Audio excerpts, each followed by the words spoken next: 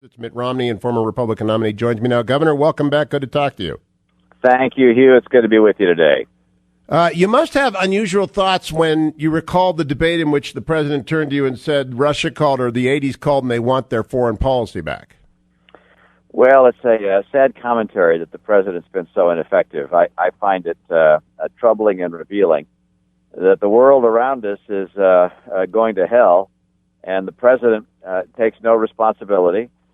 He and Hillary Clinton don't admit to making any mistakes, and they tell us everything's under control. And frankly, they're responsible for much of the mess we're seeing in the world, and we're looking for a different strategy, a different course. Let me play for you the two most frequently quoted comments from the president's testy, long press conference yesterday with the White House press corps. The first one is where he goes after apparently Donald Trump, but it could have been Ted Cruz or Marco Rubio or anybody. Here is that cut, number 13. What I'm not interested in doing is posing or pursuing some notion of American leadership or America winning or whatever other slogans they come up with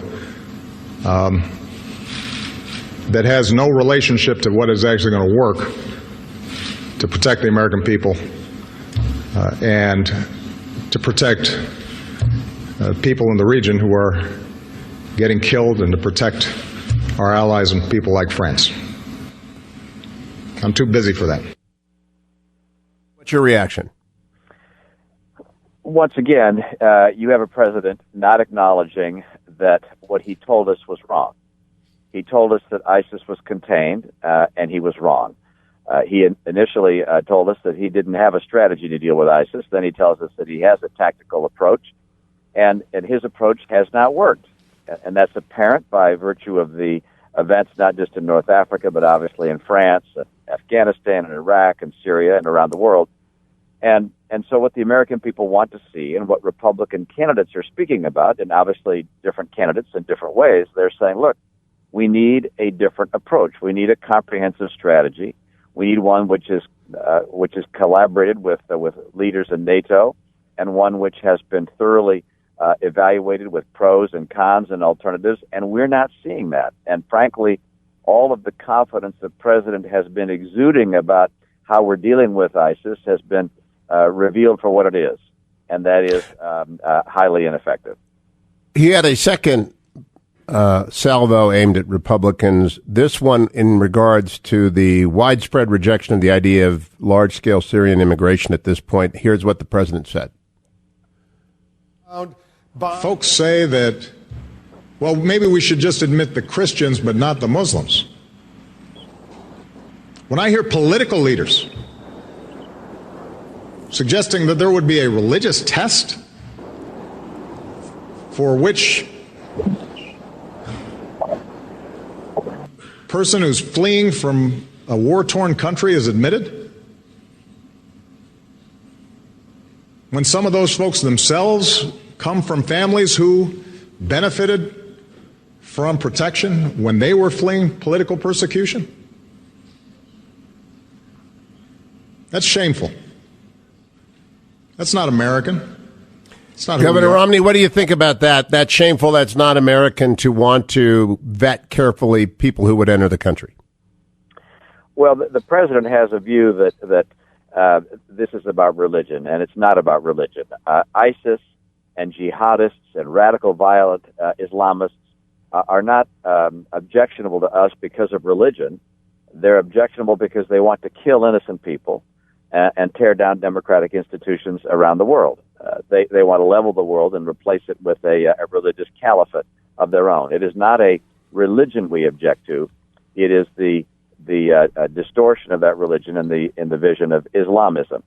And America has to be smart. And we have to recognize that it is very difficult for us, through an interview with a State Department bureaucrat, to figure out if somebody is intent on bombing us or planning on attacking us in some way. And what we've seen in France is evidence that these people intend to infiltrate various Western nations and to wreak havoc.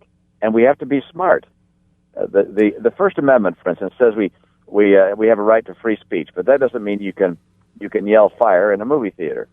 In the same way, we have a right to freedom of religion. But that doesn't mean that someone who has taken a piece of Islam and distorted it as the Islamists have is entitled to protection in the United States of America.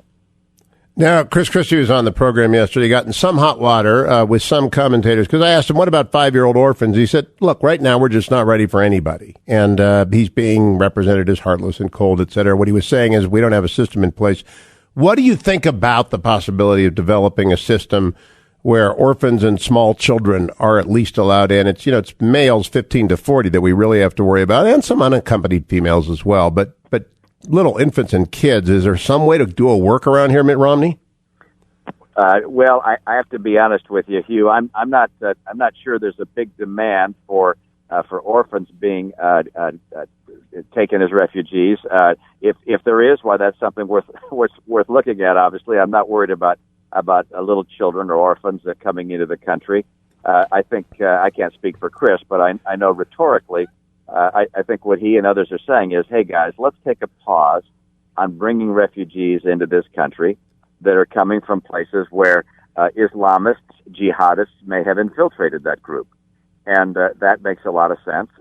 But surely if there's a need for places for orphans to be received, our nation can participate in that. But I don't know that that's a big requirement right now.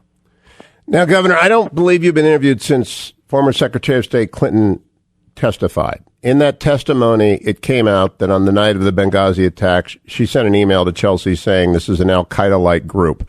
In the days following the attacks, in communications with the Egyptian foreign minister and I believe the Libyan prime minister, she said this has nothing to do with the video. This is an al-Qaeda-like group.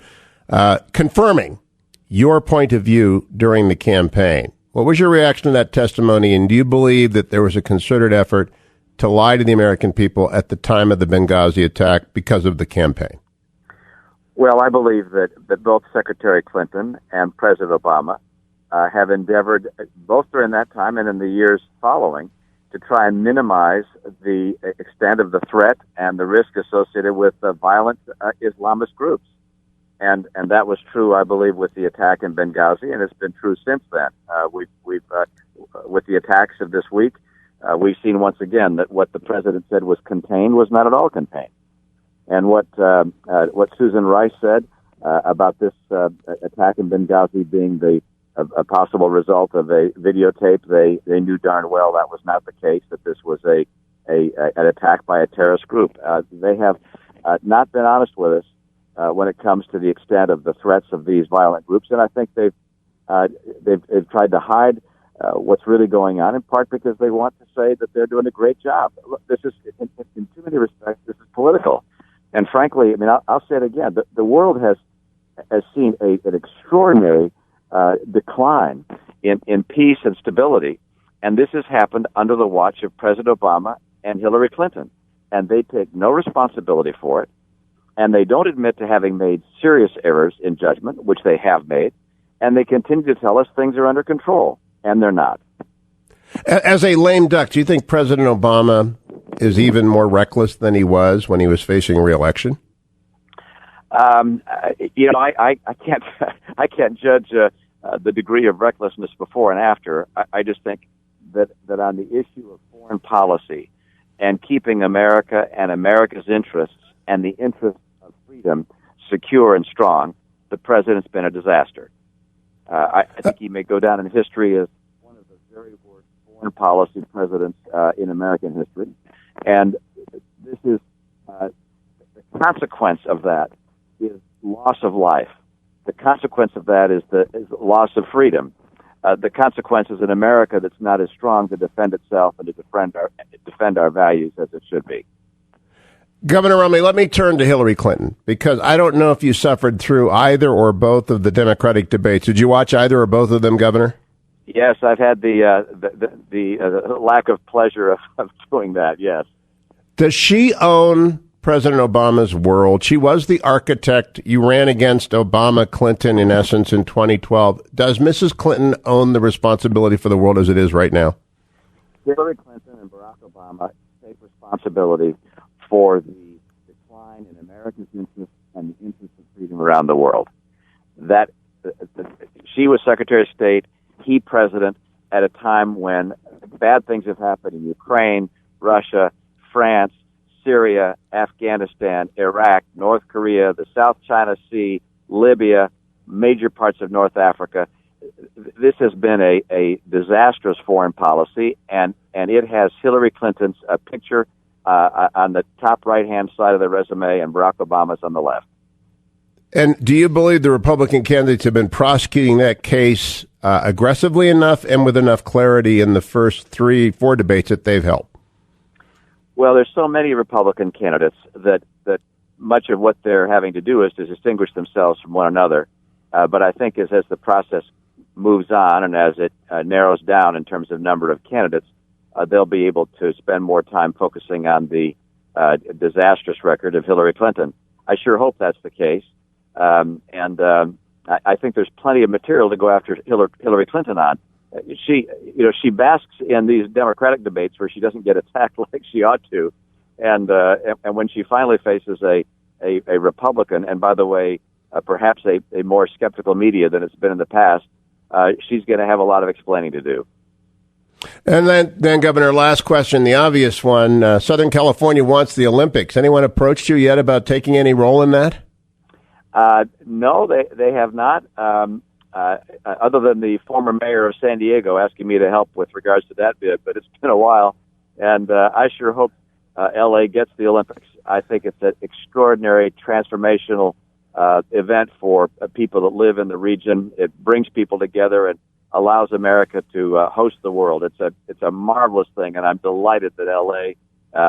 Has a good shot of getting that experience.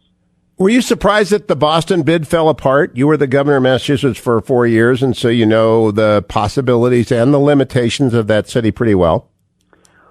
The city has a real hard time with transportation, and the Big Dig, which people I'm sure have heard of, was so disruptive for, I think, over a decade that the people there just couldn't countenance the idea of a major new construction project taking years and years and years to complete. So it can't come as a complete surprise. The people just said, gosh, enough already. And I understand that. So if the phone rang and on the other end was Governor Brown or Mayor Garcetti or any number of Californians and they asked Mitt Romney to throw in on the Olympics game, you'd be open to a draft?